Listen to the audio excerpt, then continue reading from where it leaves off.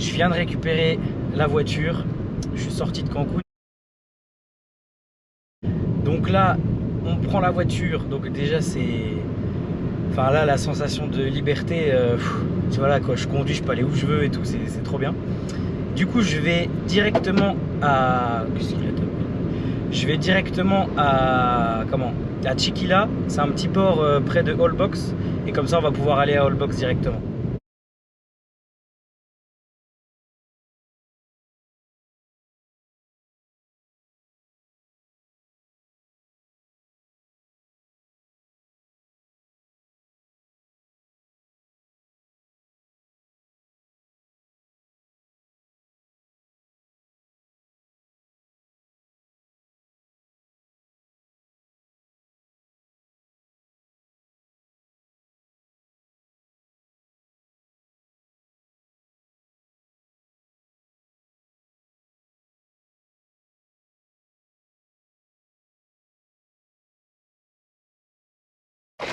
Du coup, on se retrouve. J'ai pris la voiture à Cancun ce matin. J'ai fait quelques courses pour pouvoir voilà, manger tout ça en dehors de resto. Parce que mine de rien, ça coûte pas cher le Mexique, mais j'ai dépensé déjà beaucoup plus de sous que ce que je pensais. Déjà le premier jour, quand j'ai pris le taxi pour aller de l'aéroport à l'hôtel, parce qu'ici il faut donner des pourboires en général. Donc j'arrive à l'hôtel, j'avais pas du tout de monnaie encore parce que j'avais pas retiré, j'avais rien fait. Du coup, il me demande un pourboire gentiment. Je dis ah je suis désolé, j'en ai pas et tout, mais je sais que c'est la coutume, donc je voulais aller lui en acheter un, enfin lui en donner un. Du coup, je rentre dans l'hôtel et je vois il y a un distributeur de dollars. Donc je me dis vas-y, je vais retirer 20 $, en espérant que ce soit pas un billet de 20 $. Et je vais lui donner. Et au final, c'était carrément un billet de 20 $. Donc j'ai donné déjà 20 $ de pourboire le premier jour. Puis mais il y a plein de petits trucs qui font que je dépense plus que prévu. Donc là j'ai fait des petites courses. Là je suis à Holbox du coup. Holbox, je crois que ça se dit. C'est incroyable. Genre la plage, ça fait une demi-heure que je marche. Il y avait un peu de monde là-bas. Il n'y a que des espèces de beach clubs comme ça tout au long. Ça fait vraiment longtemps. Vous verrez les plans de toute façon. Et là donc je suis les pieds dans l'eau. Je vais essayer d'avancer encore pour aller là-bas. Je pense qu'il y a moins de monde. Et comme ça on pourra se baigner. Mais regardez l'endroit quoi.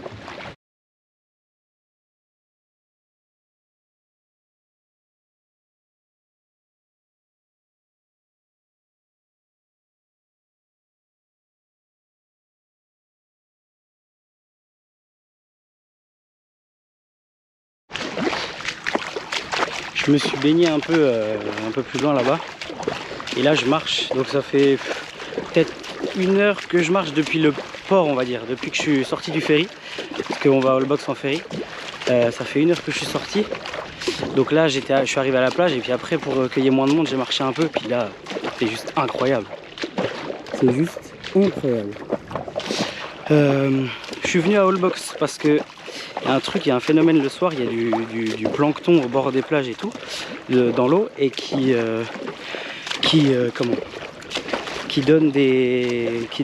fait de la bioluminescence la nuit. Et c'est un truc qui a l'air vraiment incroyable à voir. Donc je suis venu pour ça. Sauf que il faut pas que ce soit la pleine lune. Et aujourd'hui, c'est presque la pleine lune. Donc du coup, je suis un peu venu pour rien entre guillemets. C'est pour ça que je m'attarde pas que je vais pas rester une nuit à Holbox. Et que je repars ce soir avec le dernier ferry. Et je verrai si je peux pas revenir dans la suite du séjour, parce que ça a l'air quand même incroyable. Je sais que vers la fin du mois du coup il y aura plus la lune. Donc c'est possible que je revienne pour voir ce truc, parce que ça a l'air vraiment incroyable. Putain, je voulais aller au bout de l'île pour être tout seul. Bon là on est déjà vraiment plus beaucoup. Mais c'est interdit parce que c'est une zone de protection. Du coup je vais m'arrêter là, mais bon ça fait un peu chier vu la marche que j'ai fait, ça, mine de rien ça fatigue. Sachant qu'il faut que je rentre au port à 20h30 parce que c'est le dernier ferry retour. Mais si vous me dites que le Mexique c'est pas dingue avec ce paysage, franchement entre tous les oiseaux que j'ai vus, les arbres, les couleurs et tout, enfin les iguanes et tout, le Mexique c'est incroyable. Les gens sont sympas. Ils sont pas... En fait, s'ils sont en train de faire quelque chose, enfin, sais pas comment vous dire, mais tant qu'ils sont pas disposés à vous parler, ils vous le font comprendre, c'est un peu perturbant, mais après, une fois que c'est qu'ils vous portent de l'intérêt, on va dire, bah, ils deviennent super sympas, les caissiers, tout ça. C'est assez particulier, genre ils te disent pas bonjour, tu leur dis bonjour, oh là, ils répondent pas. Et tu peux attendre 10-20 secondes, et après, une fois qu'ils ont décidé de te répondre, bah, ils répondent et ils sont tout de suite plus agréables. Donc, mais en tout cas, ouais, le Mexique, c'est incroyable. Donc là, je vais me rebaigner un peu, et puis après, je vais retourner doucement au port en essayant de passer par la ville.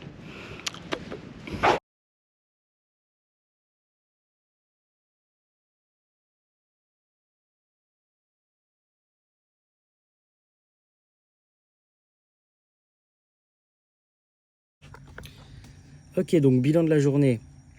J'ai récupéré la voiture ce matin à Cancun. J'ai conduit jusqu'à Chiquila. À Chiquila, je l'ai garé dans un parking. C'était 50 pesos l'entrée.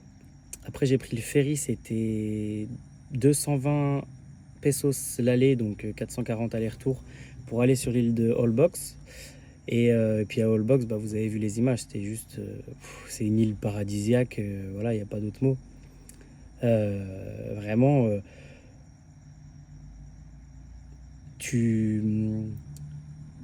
Enfin, c'est incroyable, quoi. Et quand t'es au bout, tu peux voir des crocodiles marins. Enfin, bref. Le seul défaut dans ce putain de pays, c'est la chaleur. Ça, pour être caliente, ils le sont, les Espingouins. Il n'y a pas à dire. Hein. Y a pas à dire. Donc, bonne journée, très fatigante parce que j'ai marché vraiment beaucoup. Et dans l'eau, j'avais toujours une résistance sur les pieds. Donc, c'était vraiment fatigant, franchement. Et là, je vais aller dormir. Alors vous allez me dire, oui, t'as pas parlé de la conduite, on veut savoir comment on conduit à Cancun au Mexique, tu nous dis rien. Donc je vais vous dire, la conduite à Cancun, c'est facile. Les routes sont pas mal, c'est que des lignes droites. C'est un truc de fou, c'est que des lignes droites. Enfin, c'est vraiment, sans mentir, en 2 heures de route, pour aller à Chiquila, il y a eu 2 virages, pour de vrai. Hein. C'est incroyable. Et par contre, le seul truc, c'est que bon, les routes sont en bon état, mais des fois, il y a des sacrés nids de poules. Et les ralentisseurs, les dodanes, c'est un truc de fou. Faut le prendre, le dodane à 0. Vraiment, enfin, faut juste avoir assez de vitesse pour avancer, mais sinon tu casses la voiture, c'est un truc de fou. Et il y en a partout, partout. Et bonjour à tous, il est 6h du mat, je suis parti, j'ai passé une nuit pas terrible on va dire. Je suis parti un peu après 4h30 du parking où j'ai dormi. C'est un grand mot. Et là je vais vers Valladolid parce que c'est vraiment pas mal comme petite ville apparemment, et en plus il y a des cénotes pas loin, donc on va aller faire ça. Et j'ai vécu ma première arrestation avec la police locale parce que c'est pas indiqué comme en France les sens interdits, tout ça. J'ai pris un sens interdit. Du coup j'étais en infraction, donc j'ai été obligé de leur donner un truc. Je leur ai donné 150 pesos. Donc ça fait 7 euros, 7,50 €, donc ça va. Je m'en sors pas trop mal pour un sens interdit. Mais voilà, j'ai vu les gyros en face, je me suis dit bon, c'est parti. Donc là, je pense qu'il me reste une bonne heure et demie de route. Et puis vamos, hein, vamos.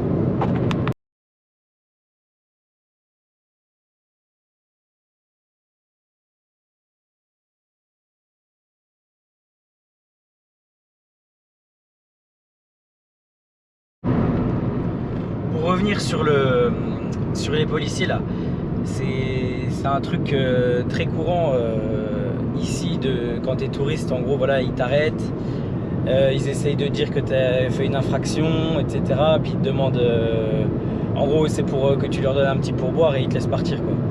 Sauf que là, bah, j'étais vraiment en infraction, donc forcément j'ai dû payer.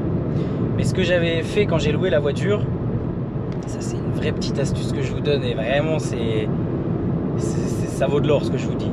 C'est en fait j'ai une liasse de pesos assez grosse on va dire, et du coup j'ai un petit porte-monnaie aussi, et en gros je mets une petite somme dans le porte-monnaie, comme ça le policier, là je lui ai donné 150, il a cru que c'était tout ce que j'avais. Je pense que si j'avais 2-3 billets de 500 dans le porte-monnaie, il m'aurait demandé tout. Donc petite astuce, voilà, vous faites 2 petits coins avec de l'argent, vous faites genre que vous le cherchez, voilà, et puis comme ça vous donnez qu'une petite partie. Là ça m'a coûté 7,50 €, bon je pense que je m'en sors pas mal pour un sens interdit. Et hier je parlais avec 2 Américains quand j'ai été louer la voiture, 2 Américains. J'ai tenu une conversation d'1 heure en anglais avec 2 Américains. Je sais pas comment j'ai fait, je suis tellement nul en anglais que je sais pas comment j'ai fait. Mais j'ai vraiment, franchement, on a eu quand même une vraie discussion. Alors moi, mon vocabulaire, il est assez limité, mais on a eu une vraie discussion. Et franchement, c'était cool. La veille, j'avais parlé avec une Canadienne qui était dans ma chambre de Toronto. On avait bien parlé aussi. Donc je me surprends à savoir quand même toucher 2-3 mots. Hier là quand j'ai filmé dans la voiture, et là je filme à l'iPhone parce que j'ai plus de batterie dans la GoPro. Donc je sais pas trop ce que ça donnera les plans.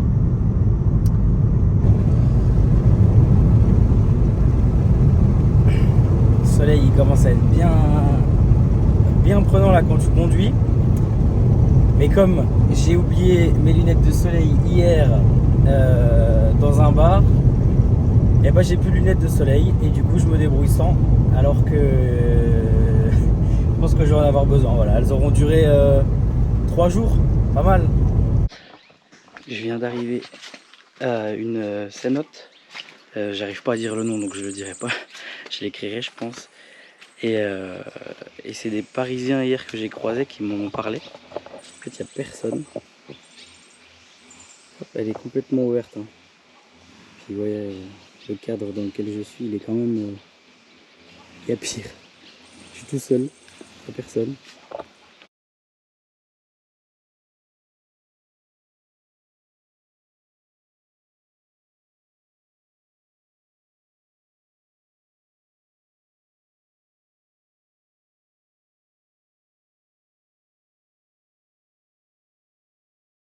Bon, je mets le bob parce que...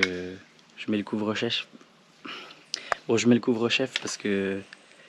déjà que la coupe... quand je suis pas les cheveux mouillés, c'est très compliqué. Alors avec cheveux mouillés, c'est même pas la peine. Je suis tout seul dans une cénote. Il y a la petite... quelques gouttes qui tombent dans l'eau, c'est hyper apaisant. Et il y a vraiment personne, quoi. Je suis tout seul. Je vois encore plein d'oiseaux, plein de lézards, enfin c'est vraiment incroyable. C'est zen. Je crois il y a un... je sais pas si c'est ça, je sais pas si on a ici, mais il y a un espèce de martin pêcheur là-bas, il est magnifique. Mais je pense pas que je vais réussir à vous le filmer. Là le prix pour la cénote c'est 50 pesos l'entrée. Donc ça fait 20 pesos c'est 1 €, donc ça fait 2,50 quoi. Je suis rapide au calcul. Hein. Non mais ça fait 2,50 € l'entrée. Franchement je pense pas que ce soit la moins chère. Je pense que je peux trouver moins cher. Mais là je suis complètement tout seul quoi, donc c'est quand même génial. Après la cénote je sais pas trop ce que je vais faire. Je vais aller à Valladolid ça c'est sûr, mais je sais pas trop si je reste toute la journée à Valladolid. Je vais voir comment c'est en fait. Et si c'est pas si j'estime que ça vaut pas d'y passer énormément de temps, de toute façon je reviens demain à Valladolid. Je vais aller à Rio Lagartos je crois. Et il paraît que c'est vraiment pas mal. Et on est obligé de passer par Valladolid pour y aller. Donc je pense que si je vois que le centre-ville il est assez petit et tout, je fais un tour à Valladolid, je monte à Rio Lagartos, je passe la soirée là-bas. Et demain je reviens à Valladolid et puis je verrai bien ce que je fais après. Et j'allais oublier de le dire, mais l'eau est fraîche. C'est incroyable. La sensation de se rafraîchir, c'est la première fois que je l'ai au Mexique. C'est vraiment non négligeable. Donc là, ouais, vraiment, l'eau, elle est limite. J'ai eu du mal à rentrer dedans alors elle est franchement pas froide du tout. Mais j'ai tellement l'habitude qu'elle soit à 40 degrés que j'ai un peu plus galéré. Mais c'était, tu te baignes, l'eau elle est toute douce, toute bonne, c'est génial, toute rafraîchissante, vraiment parfait.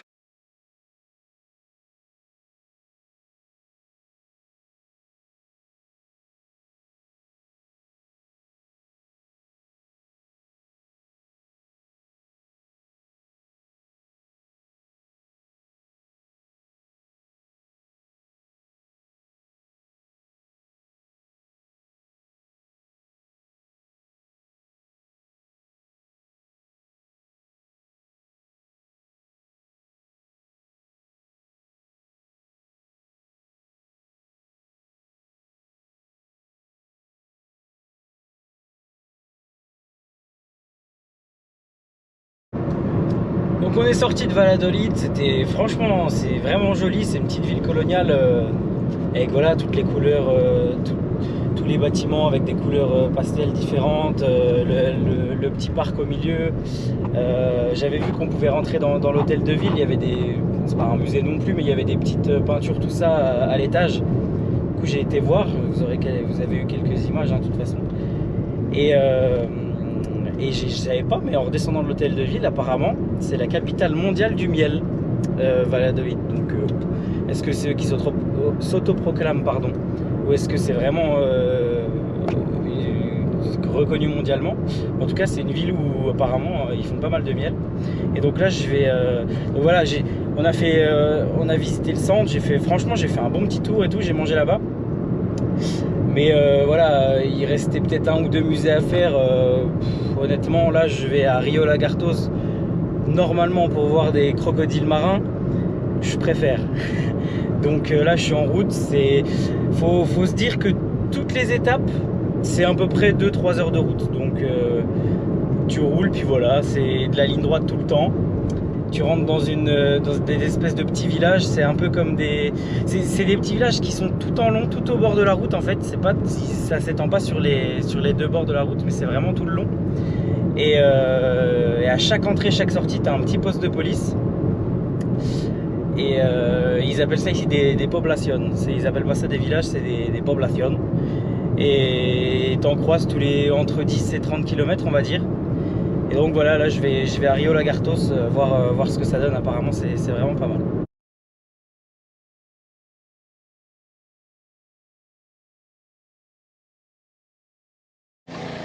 Donc après Valladolid, c'était vraiment une belle petite ville. Je suis allé donc à Rio Lagarto, comme j'avais dit. Et je me suis fait alpaguer dès l'entrée par un mec qui propose des tours en bateau. Et je me suis fait avoir vraiment comme un touriste. Il était à l'entrée de la ville, il m'arrête, je m'arrête parce que là je me dis peut-être il a besoin, je sais pas. Il me dit tu veux un tour et tout, je dis non, je vais voir et tout. Et je dis tu sais où je peux me garer? Il me dit ah suis-moi, puis bah, voilà, il m'a eu comme ça. Il m'a quand même eu, mais c'était 1200, il m'a dit au début. J'ai réussi à l'avoir à 850 pesos, donc ça fait une quarantaine d'euros. Donc ça va, on me l'a fait pas à moi, je m'ai déjà fait baiser, ça va. Donc ça va. Et c'était un tour, franchement, ça valait quand même le coup. Dommage c'était un peu nuageux. Vous avez dû le voir sur les images. Enfin, vous allez le voir, je vais le mettre après le petit moment parlotte, là, je pense. On a vu des crocodiles, des flamants roses, plein d'oiseaux. Moi, d'habitude, les oiseaux, ça me fait. Enfin, je m'en fous un peu, c'est pas trop les animaux qui m'intéressent, mais en vrai, là, c'était quand même impressionnant. Dans le ciel, les flamants roses aussi en groupe. Et j'ai vu des flamants roses voler. C'est la première fois que j'en ai déjà vu en France et tout, mais j'avais jamais vu voler. Donc c'était vraiment sympa, un bon grand tour. Après, on a été dans le golfe du Mexique et tout. Puis le guide, il était sympa, on a bien parlé, donc ça va, c'était cool.